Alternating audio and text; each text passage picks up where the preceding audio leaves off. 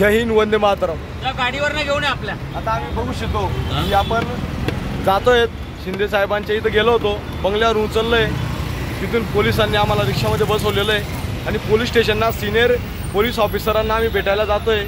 त्यांचे कर्मचारी सोबत. आणि आता आम्ही न्यायासाठी भीक मागतोय, पण न्याय द्यायला कोणीही नेता आम्हाला तयार नाही. म्हणून ही न्याय यात्रा आमची चालू आहे. एक फागण्याहून आहे, हे धुळ्याचे आहेत, आणि हे वाशिमहून आहेत, ते बालेराव, आणि मी चंदू चव्हाण धुळ्याहून. आणि आपले LCBचे सर आहेत, जे पोलीस कर्मचारी, ते आम्हाला पोलीस स्टेशनला घेऊन जात आहे.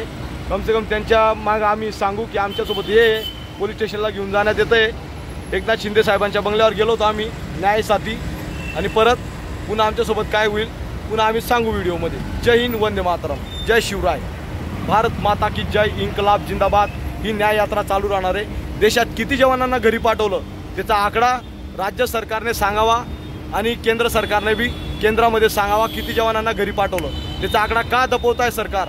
त्यांना जीवन जगण्याचा अधिकार नाही का? पाकिस्तानाहून टेररिस्ट कारवाई करता त्यांना नोकऱ्या मिळू शकता, पण सैनिकाला एक देशामध्ये नोकरी का मिळू शकत नाही? ज्याला सैन्यामध्ये बरखास्त केलं जातं त्याला कंपनीमध्ये सुद्धा जॉब मिळू शकत नाही, कारण की हे पोलीस स्टेशनला अर्ज सादर करून देता. त्याचं चुकीचं होतं. म्हणजे ते अधिकारी तर शोषण करताच, पण त्यानंतर आपला समाजसुद्धा त्याचं शोषण करतं. म्हणून हा कलंक मिटवण्यासाठी हा निघून गेलेलो आहे आम्ही न्याय यात्रासाठी. जय हिंद, वंदे मातरम, इन्कलाब जिंदाबाद, भारत माता की जय, सत्यमेव जयते.